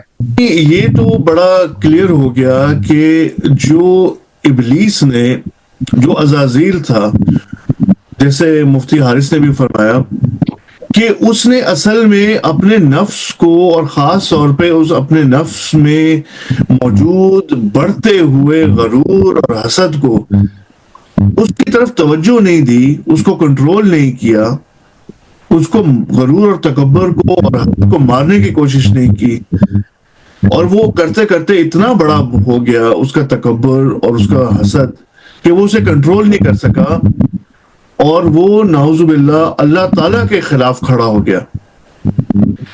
اچھا، اب جب وہ یہ سب کچھ ہو گیا اور وہ انسان کا دشمن بن گیا اور اب اس نے انسانوں کو جہنم کی طرف لے کے جانا ہے، میں یہ سمجھتا ہوں کہ اس نے سب سے پہلے اس نے یہ آبزرو کیا کہ وہ کس طرح بہکا، اور جب اس نے یہ دیکھا کہ وہ اصل میں اپنے غرور اور حسد کی وجہ سے بہکا، اس نے انہی دو تلواروں کو استعمال کرنے کا پلان کیا کہ میں بھی انسان کو اسی طرح بہکاؤں گا جس طرح اصل میں بہکا ہوں، کیونکہ اگر مجھ جیسا عالم، زاہد، عارف، اور مطلب کہاں کیا کیا وہ اپنے آپ کو سمجھتا تھا، اگر وہ اس طرف دھیان نہیں دے سکا اور بہک گیا، تو انسان کو بھی میں انہی لائنز کے اوپر بہکاتا ہوں اور ڈیفینیٹلی میں کسی حد تک کامیاب ہو جاؤں گا۔ آپ کیا کہیں گے اس بارے میں؟ دیکھیں، جیسا کہ قرآن شریف میں یہ بات کو بیان کی گئی کہ اللہ تعالیٰ نے فرمایا ہے کہ شیطان کہتا ہے کہ میں ان کے سیدھے، دائیں، بائیں اور ان کے آگے اور پیچھے سے آؤں گا ان کو بہکانے کے لیے۔ اس کی تفسیر علماء نے بیان کی ہے کہ اگر وہ کہتا ہے کہ میں سیدھے سے آؤں گا تو گویا مراد یہ ہے کہ انسان اگر تقوی کے راستے پہ ہے، انسان کوئی عالم ہے، انسان کوئی حق کی بات کہنے والا ہے، تو وہ اس کو اس معاملے میں بہکاتا ہے۔ بہکاتا اس لیے نہیں ہے کہ وہ اس کی مخالفت کر رہا ہے، بہکاتا اس طریقے سے کہ وہ غلط فیصلے پہ چلتا رہتا ہے، وہ سمجھتا ہے کہ میں سیدھا سیدھا چل رہا ہوں۔ جی، ٹھیک ہے، مطلب ہے کہ وہ الٹے طریقے سے آتا ہے، الٹے ہاتھ سے اگر آتا ہے تو اس کو فواہش نفسی کے متعلق جو ہے نا بہکانا شروع کرتا ہے۔ جی، یعنی ان کے ذہن میں دل میں گندے خیالات اور اس طریقے سے نفس خواہشات جو ہے اس کو آپ اسی طریقے سے جب وہ سامنے سے آتا ہے تو وہ دنیا کو سامنے لے آتا ہے، انسان کے سامنے، مال، دولت، زر، زمین کے لیے جو ہے نا وہ بڑے سے بڑے جھگڑے کرتا ہے، تو وہ دنیا کو حاصل کرنے کی کوشش کرتا ہے. جی اور پیچھے سے آتا ہے کہ جب انسان توبہ نعوذ باللہ من ذالک کہ جب وہ نبوت کا دعویٰ کر رہا ہوتا ہے جھوٹی، جی کسی بڑے ایسے منصب نبوت کا دعویٰ کر رہا تھا، تو پیچھے سے شیطان اس پر لات مارتا ہے، ہاں تو ہی مہدی ہے، تو ہی نبی ہے، تو ہی جی فلان ہے، جیسے مرزا جو بالکل جھوٹے نبوت کے جی دعوے مہدی جی نکل آتے ہیں، یہ جسے لات مارتا ہے، ہاں ہاں تو ٹھیک ہے تو جا. تو یہ شیطان کا اس طریقے سے بہکاوا ہوتا ہے. جی اب آپ نے بتایا کہ شیطان جو ہے وہ صرف نفس تکبر و غرور کی بات نہیں ہے، یہ تمام چیزیں آ گئی. انسان کے پاس علم ہے تو وہ اس کو علم میں اس کو بہکا رہا ہے، ٹھیک ہے نا. جی بالکل یعنی اگر شریعت وہ عالم دین بھی ہے تو اس کو بہکار ہے، نئی نئی بدعتیں نکالنے کے لیے بہکار ہے، یا دوسروں کو کافر قرار دینے کے لیے بہکار ہے، اس طریقے سے بالکل فتوے جاری کر فلاں جی ہو گیا. اسی طریقے سے یا آپ اگر وہ الٹے ہاتھ کی طرف سے آیا تو اس کے دل و دماغ میں فحش چیزیں، عورتیں، جو زنا یا بدکاریاں ہیں وہ اس کے دل میں ڈالنے کی کوشش کر رہا ہے. سامنے آیا تو اس کو دنیا لا کے زر سامنے کھڑا کر دی کہ لیے جو منصب حاصل کرو، دولت حاصل کرو، چاہے تم کو کچھ بھی کرنا پڑ جائے، ٹھیک ہے نا. اور پیچھے سے آیا تو پھر اس کو کیا ہے، وہ جو خود کو سمجھ رہا ہو، یعنی غلط سمجھ رہا ہو کہ توبہ نعوذ باللہ اگر مجھ میں اتنا علم آ گیا، اتنا سب کچھ ہے تو یقیناً میں کوئی بہت بڑی شخصیت ہوں. تو اس جی طریقے سے لوگ اکثر کا دعویٰ جھوٹی، جیسا کہ مرزا قادیانی نبوت کا دعویٰ کر گیا، جیسا کہ جی دوسرے لوگ مہدیت کا دعویٰ کر گئے، تو وہ شیطان نے ان کو پیچھے سے لات ماری کہ جا جی جہنم میں گر جا. یہ سارے بہکاوے کے بہت سے طریقے شیطان کے پاس، کوئی جی ایک نہیں ہے کہ یہ بھی ایک میں. چونکہ ان باتوں کو سمجھنے کے لیے کچھ ایسی قصے روایتیں بزرگوں کی طرف سے کی جاتی تاکہ آپ سمجھ پائے. جی کہتے ہیں کہ ایک مرتبہ شیطان اپنے اوزار لے کے، چابیاں لے کے جا رہا تھا، تو ایک بزرگ جو بیٹھے ہوتے کہنے لگے، شیطان کو دیکھا، کہنے لگے ہاں کہاں جا رہا ہے؟ چلے ان کا وقت قریب آ رہا ہے تو میں جا کے اس کو بہکا رہا ہوں، یہ میری چیز. بولے یہ ہاتھ میں کیا ہے؟ یہ چابیاں تھی کچھ. بولے یہ میرا اوزار ہے، میں اس سے استعمال کروں گا. کہہ رہے ہیں اچھا تو مجھے کب بہکائے گا؟ تو بزرگ کو تھوڑا سا غرور ہو گیا کہ یار شیطان مجھ پہ تو حملہ نہیں کر سکتا ہے. تو کہہ رہے ہیں جب تیرا وقت آئے گا نا تو بہکاؤں گا تجھے، ابھی تیرا وقت دور ہے، ٹائم ہے تیرے کو. اچھا بزرگ نے یہ سن لیا، تو ایسے میں جو ہے نا اس کو کوئی گناہ کرنے کا موقع مل گیا، تو وہ گناہ کر بیٹھا. جب گناہ کر بیٹھا تو اسی ٹائم اس کی موت کا وقت بھی آ گیا فوراً. جی تو وہ شیطان کی طرف کہنے لگا، کہنے تو کہہ رہا میرا وقت قریب. بولا یہی تو میرا بہکانا ہے جی کہ تمہیں یہ بتاؤں، غفلت میں رکھوں کہ تمہارا موت کا جی وقت دور ہے، ٹائم ہے. بالکل یہی تو بہکانا ہے، یہ سب سے بڑا بہکانا ہے.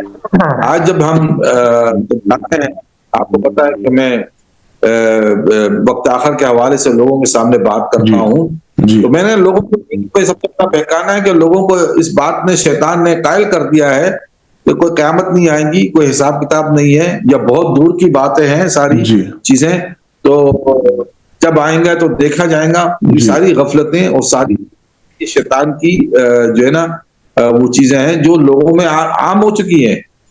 اور جی اسی وجہ سے تو لوگ جو ہے برائیوں میں مبتلا ہے، یعنی کوتاہیوں میں مبتلا ہے. اسی وجہ سے مبتلا ہے کہ آپ کو اس بات کو بالکل آپ غفلت سے آپ بھول بیٹھے ہیں کہ ایک دن یوم حشر بھی ہے، جو سب سے خطرناک دن ہے، جو سب سے بڑا دن ہے حساب کا، ٹھیک ہے نا. جی اور اس حساب کے دن کو آپ بھلا بیٹھے ہیں، تو اس لیے آپ دنیا کے اندر، اور یہ شیطان نے آپ کو بھلا دیا ہے، جو آپ کو بھول دی ہے شیطان نے دیا ہے، تو وہ بلا کر آپ کو بڑے آخرت کے دن کے حوالے سے اور اس کی نشانیاں جب ظاہر ہوتی ہے تو اس نشانیوں کو بھی آپ جھٹلاتے ہیں.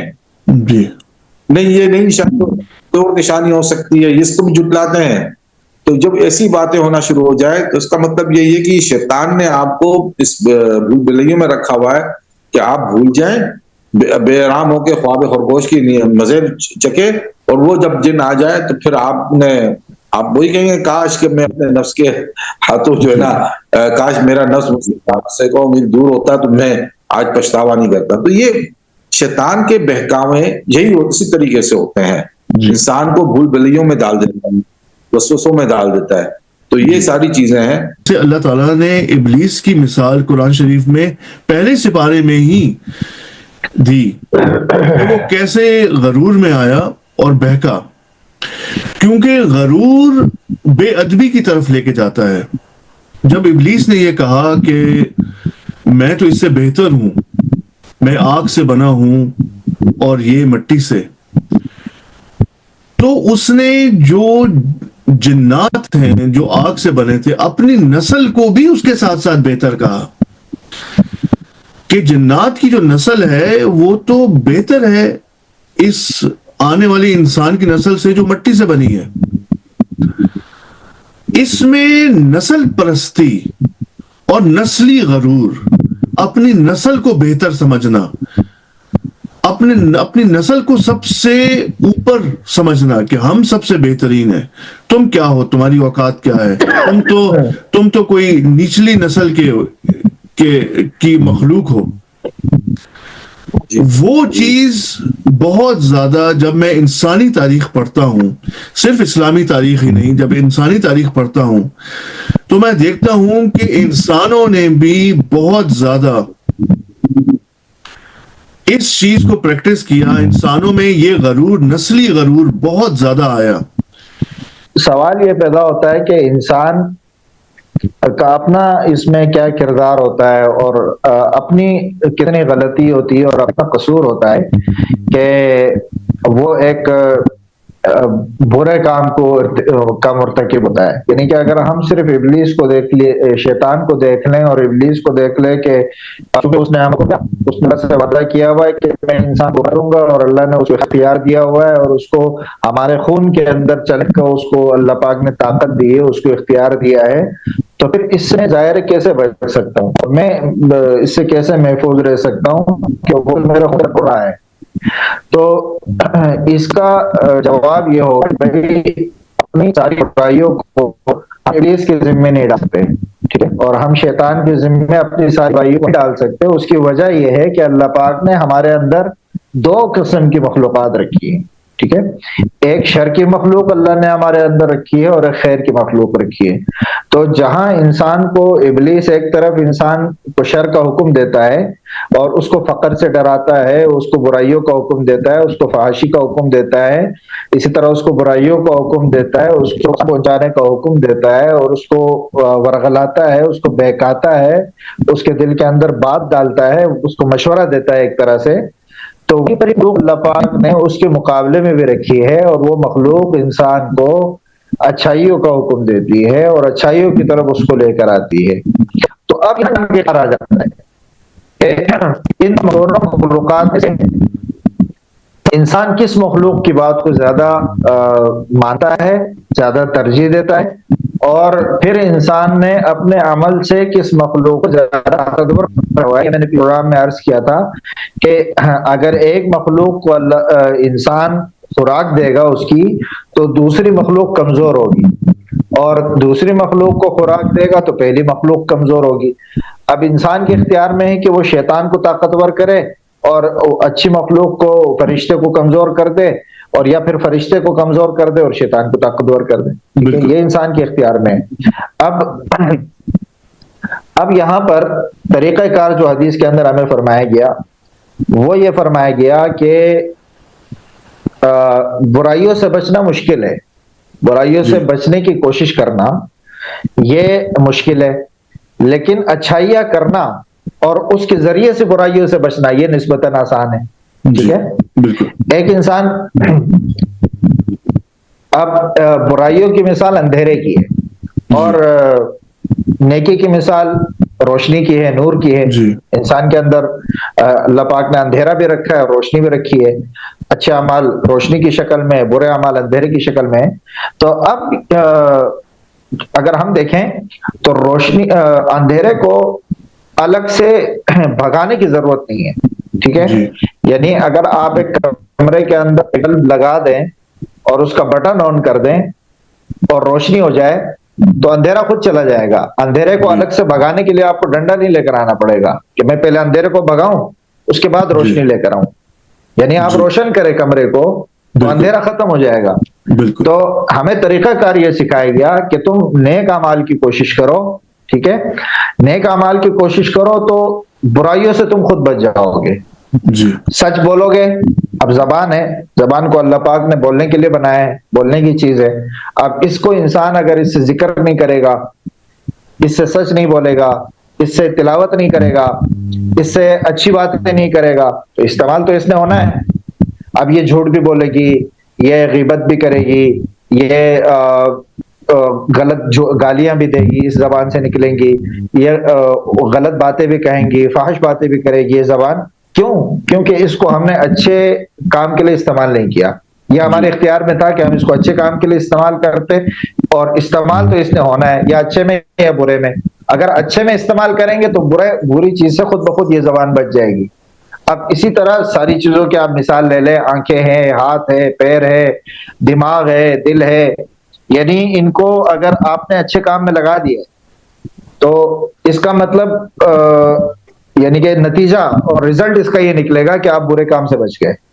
آپ نے اچھے کام میں اس کو لگا دیا تو آپ نے فرشتے کو طاقت دے دی، قوت دے دی، اور شیطان سے، ابلیس سے آپ بچ گئے، اور نفس سے بھی آپ بچ گئے۔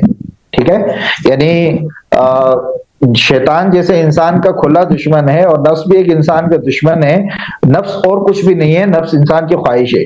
جب آپ نے اپنے آپ کو ایک اچھے کام میں لگا دیا تو گویا کہ آپ نے اپنی خواہش کو ختم کر دیا، اپنی خواہش کو آپ نے دبا دیا۔ اب فجر کی نماز میں سردی کا موسم ہے اور اذان ہوتی ہے اور انسان کمبل کے اندر لیٹا ہوا ہے، نیند کے اندر ہے۔ اب یہاں اس کے اندر اس کے سامنے دو آپشنز آتے ہیں، اور دو طرح سے وہ عمل کر سکتا ہے۔ ایک تو یہ ہے کہ وہ گرم ہے اور کمبل کا مزہ لے لے اور سو جائے، سوتا رہے، ٹھیک ہے۔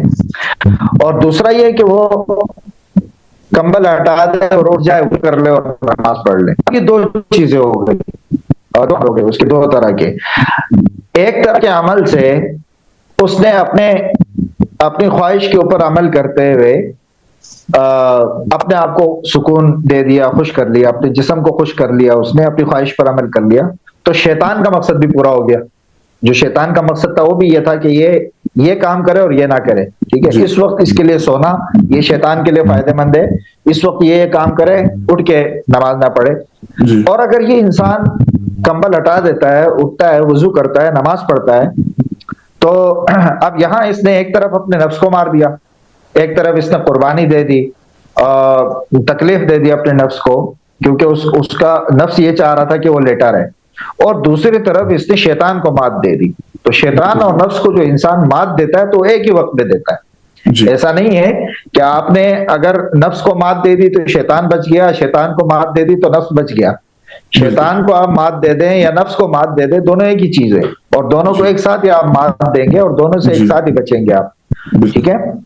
تو یہاں پر انسان کو اور دوسری بات جو نسلی غرور اور تکبر کی آپ نے بات کی، تو بہت اچھی بات آپ نے کی، اور حقیقت یہ ہے کہ شیطان انسان کو ہر طرح سے گمراہ کرتا ہے، اور ہر چیز کے ذریعے انسان کو گمراہ کرتا ہے، اس میں چاہے نسلی تکبر ہو، غرور ہو، اس میں علمی تکبر ہو، اس میں خوبصورتی کا تکبر ہو، اس میں پیسے کا تکبر ہو، کسی بھی طرح کا تکبر انسان کے اندر ہو، خواہ کسی بھی قسم کا تکبر اس کے اندر ہو، اور وہ اپنے آپ کو بہتر سمجھے۔ خلاصہ یہ ہے، خلاصہ اس کا یہ ہے کہ اپنے آپ کو بہتر سمجھنا، چاہے کسی بھی وجہ سے اپنے آپ کو سمجھے، آپ علم کی وجہ سے سمجھے، خوبصورتی کی وجہ سے سمجھے، پیسے کی وجہ سے سمجھے، آپ اپنے نیک عمل کی وجہ سے خود کو بہتر سمجھے، یہ تکبر کہلائے گا، اور یہ تکبر انسان کو مار دے گا۔ چاہے وہ کسی بھی طرح سے اپنے آپ کو بہتر سمجھے، یہ انسان کو مار دے گا۔ تو اللہ پاک ہمیں اس تکبر سے بچائے، دوسروں کو اپنے سے بہتر سمجھنے کی توفیق عطا فرمائے، اور اپنے آپ کو کمتر سمجھنے کی توفیق عطا فرمائے، اپنے آپ کو کم علم سمجھنے کی توفیق عطا فرمائے۔ انسان ہمیشہ اپنے آپ کو کم علم سمجھے، طالب علم سمجھے، ہمیشہ اپنے آپ کو کمتر سمجھے، دوسرے کو اپنے آپ سے بہتر سمجھے، چاہے وہ اس کے ذہنی طور پر اس کا موافق ہے یا مخالف ہے، یا اس کا دوست ہے، اس کا دشمن ہے، جو بھی ہے، وہ اس کو اپنے آپ سے بہتر سمجھے۔ اسی میں انسان کا فائدہ ہے، اور اسی میں انسان کامیاب ہوگا انشاءاللہ۔ آپ یہ کہنا چاہ رہے ہیں کہ انسان بالکل ترقی کرے، علم میں بھی ترقی کرے، ریسرچ کرے، انسان اپنی صحت میں کو بھی بہتر بنائے، اور انسان جو ہے وہ بالکل دنیا میں مختلف فیلڈز میں پروگریس کرے، لیکن اس کا مقصد یہ ہونا چاہیے کہ وہ اللہ تعالیٰ کو راضی کرے، اور اللہ تعالیٰ کی مخلوق کی خدمت کریں. بایزید بستامی جی بہت بڑے ولی گزرے ہیں. جی تو ان کی صحبت میں ایک شخص جو ہے نا ایک عرصے دراز سے بیٹھا رہا, جی اور وہ پھر ایک جو ہے نا جنجلا کے اٹھا کے کہنے لگا, یار آپ کے بارے میں نے بہت کچھ سنا تھا, لیکن مجھے تو اتنا عرصہ ہو گیا, میں نے تو کوئی ایسی چیز نہیں دیکھی آپ کے اندر جی جی کہ میں آپ کو بڑا بزرگ اور یہ کہوں کچھ بات ہو سی ہو. تو اس نے کہا کیا دیکھنا چاہیے؟ کہنے کا کوئی مطلب آپ مطلب مجھے دکھائیں کوئی کرامات تو کوئی ایسی چیز وغیرہ, میں تو آپ کو سیدھا سادہ پاتا ہوں. جی تو کہنے گا اچھا تو کیا چاہتا ہے؟ کہہ رہے میں جس مقصد کے حاصل آیا ہوں اس لیے مجھے کچھ آپ دیں, آپ کی طرف سے عطا ہو. تو پہلے تو کہنے گا کہ حضرت بایزید بستانی نے کہا کہ کیا تم نے مجھے کبھی شریعت کے مخالفت پایا کسی معاملے میں؟ بولے نہیں, ایسا تو میں نے کچھ نہیں دیکھا کہ آپ شریعت غیر شرعی کام کریں. تو کہنے گے اس سے بڑی کرامت اور کیا ہونی چاہیے اور آج کے دور میں؟ پھر بھی میں چاہتا ہوں کچھ حاصل کروں آپ سے, لیکن آپ کے پاس تو کچھ بھی نہیں ایسی. کہنا اچھا کچھ حاصل کرنا چاہتے ہو؟ کہنا پھر ایسا کرو, یہ جو تم نے ماشاءاللہ سے جو اپنا سر پہ امامہ باندھا ہوا ہے اور بہت جبہ وغیرہ پہنا ہوا ہے, بڑے فخر سے بیٹھے رہتے ہو, یہ سب اتار پہ جی اور صرف ایک تہمت اپنی جو ہے نا اس کو ستر کو چھپانے کے لیے باندھ لو اور سر بھی منڈوا لو اپنا. جی اور اپنے اور جہاں تمہارے دوست یار احباب بیٹھے ہوتے ہیں نا, جہاں وہ ان کے یعنی ان کے مجالس میں پہنچو, ان کے دیوان خانے میں پہنچو, اور جہاں وہ اپنی چپلیں رکھتے ہو نا باہر یعنی باہر رکھتے, جی ان چپلوں کے جو ہے نا بالکل سہارانے جو ہے نا اپنا سر سو جاؤ, سویا کرو, بالکل بیٹھا کرو, اور اپنے گلے میں جو ہے نا ایک لوٹا لٹکا دو جس میں بالکل چند میٹھی چیز ہو, یعنی شیرنی وغیرہ چیزیں ہو, جی اور گلی گلی کے بچوں کو کہو کہ آئے وہ تمہارے منہ پہ ایک تھپڑ مارے. جی جب وہ تمہارے ٹماچا مارے تو تم ان کو ایک جو ہے نا جی میٹھا وہ حلوہ جو ہے جی دے دو تاکہ وہ دوسرا ٹماچا تمہارے منہ پہ مارے. بالکل اس آدمی نے جب یہ بات سنی کہنے اللہ کی پناہ مانگتا ہوں کہ میرا یہ حال ہو. جی کہنے یہ تم نے جو اللہ کی پناہ مانگی ہے نا, کیا بھلے تم نے شرک کیا ہے. جی اب وہ بالکل شخص صحیح, بڑا ہے, بالکل صحیح یہ بات سن کے یہ کہ میں تو اللہ کی پناہ مانگ رہا ہوں, تم مجھے مشرک کہہ رہے ہو. کہہ رہے ہاں اس لیے اللہ کی پناہ تم نے اللہ کی ذات کے لیے نہیں مانگی ہے, جی اپنے ذات کی کے لیے مانگی. بالکل بالکل تو جو نفس کی نصرت کے لیے اگر تم اللہ کی پناہ مانگ رہے ہو صحیح بات, تو وہ تم اللہ کی رضا کے لیے تو نہیں مانگ رہے ہو. جی سمجھے نا؟ بالکل عمل کے اندر سب سے بنیادی اور پہلی شرط اخلاص ہے. بالکل یعنی آپ اگر ایک روپیہ آپ اللہ کی رضا کے لیے کسی کو دیں, لیکن اس میں اللہ کی رضا ہو اور اخلاص ہو, تو وہ ان اربوں خربوں روپوں سے بہتر ہے جو آپ دکھاوے کے لیے لوگوں کو دیتے ہیں. بالکل ٹھیک ہے, بالکل اور ایک دفعہ آپ کا سبحان اللہ کہنا وہ اللہ کی رضا کے لیے اخلاص کے ساتھ ہو, وہ ان ساری زندگی کے ذکر اذکار سے بہتر ہے جو آپ لوگوں کو دکھاوے کے لیے تسبیح بالکل کرتے ہیں. ٹھیک ہے, بالکل صحیح اسی بات, طرح لوگوں کے دکھاوے کے لیے آپ نماز پڑھیں, آپ حج کریں, زکات دیں, روزے رکھیں, کچھ بھی کر لیں, اللہ کے رضا اگر آپ نے دکھاوے کے لیے کیا وہ تو عمل ہی نہیں رہا نا, وہ تو عمل جی ختم ہو گیا, وہ مائنس ہو گیا, جی وہ کلادہ میں. ٹھیک ہے, جی عمل وہ ہے جو کہ اخلاص کے ساتھ ہو جی اور اللہ کے رضا کے لیے ہو. جی وہ عمل شیطان اور نفس دونوں کو یکجا طور پہ نقصان پہنچاتا ہے اور یکجا طور پہ آپ کو محفوظ کرتا ہے شیطان اور جی نفس سے. شیطان اور نفس آپ کو ایک ساتھ گمراہ کرتے ہیں. نفس آپ کو ایک چیز کا آپ کی خواہش جاگتی ہے, وہ آپ کا نفس ہو گیا. ٹھیک ہے, اس خواہش پر عمل کرنے کا آپ کو ساتھ ساتھ شیطان حکم دیتا ہے. جی اب ایک مثال میں آپ کو چھوٹی سی دیتا ہوں کہ ایک حرام کام ہے. ٹھیک ہے, شراب پینا ہے. ٹھیک ہے, میں اس حرام کی بات کر رہا ہوں جو متفقہ حرام ہے. ان جی چیزوں کی میں بات نہیں کروں گا جس کے اندر تھوڑا بہت کہیں کسی کا اختلاف ابہام ہو جاتا ہے, جی, کوئی اس کو کوئی تھوڑا بہت اس کو کوئی جائز بھی قرار دیتا ہے. جیسے ان چیزوں سگریٹ کی میں پینا, بات نہیں کروں گا. میں شراب کی بات کروں گا کیونکہ وہ متفقہ طور پہ جی حرام ہے ہمارے یہاں. ٹھیک ہے, اب ایک بندہ ہے اس کو شراب پینے کو دل کرتا ہے. ٹھیک ہے, اس کے دل جی میں خواہش اٹھتی ہے. یہ جو خواہش کا اٹھنا ہے نا, یہ اس کا نفس ہے. جی نفس کوئی الگ سے کوئی بلا نہیں ہے جو کہ آ کے آپ کے جی سامنے شراب کا گلاس رکھ دے. ٹھیک جی ہے, وہ جو آپ کے دل میں خواہش پیدا ہو رہی ہے, جو جذبہ پیدا ہو رہا ہے جی پینے کا, وہ جو جذبہ ہے, وہ جو خواہش ہے, اسی کا نام نفس ہے. اب ایک طرف آپ کے دل میں جذبہ پیدا ہوا کہ میں شراب پیوں, اب اسی جذبے کو شیطان بھی آپ کے دل میں ڈالے گا. ٹھیک ہے, جی شیطان آپ کے دل میں یہ اس کی اچھائیاں ڈال دے گا. شیطان کے بارے میں آتا ہے نا کہ وہ انسان کے اعمال کو مزین کرتا ہے، برے اعمال کو مزین کر کے پیش بالکل۔ کرتا ہے۔ اب اسی جگہ پہ شیطان آ کے اپنا وار کر دے گا اور وہ آ بالکل۔ کے آپ کو مزید بہلائے گا، پھسلائے گا، بہکائے گا۔ چلو یار ایک یہ تو دفعہ بڑی پی لو، اچھی کوئی چیز بات ہے۔ نہیں، ہاں ایک دفعہ پی لو، یہ تو بہت اچھی چیز فائدہ ہے، بھی کوئی ہوتا ہے فرق اس نہیں کا۔ پڑتا ہے، یہ جی۔ مولویوں کی باتیں ہیں، ان کے جی۔ کیا فرق پڑتا ہے، کچھ بھی نہیں ہوتا، جی ہاں۔ تو تھوڑا سا پی لو۔ اب یہاں یہ انسان شراب نہیں پیتا ہے، جی ٹھیک ہے، اس بات پر عمل نہیں کرتا ہے اور بچ جاتا ہے، خود کو جی بچا لیتا ہے وہ، ٹھیک ہے، تعوذ پڑھ لیتا ہے، جو ہے نا اللہ کی پناہ میں آ جاتا ہے، اعوذ جی باللہ لا حول پڑھ لیتا ہے جی اور شراب کا گلاس پھینک دیتا ہے۔ جی اب آپ مجھے یہ بتائیں کہ اس نے کس کو مات دی؟ جی، اس اس نے نے کس نفس کو کو بھی ہرایا دی، اس اس نے جن کو، اس نے نفس کو بھی دی اور اب ہمزاد اس جن کو نے بھی دی اور جن کو بھی دی۔ I hope that you liked this video. Please leave your opinion in the comment box.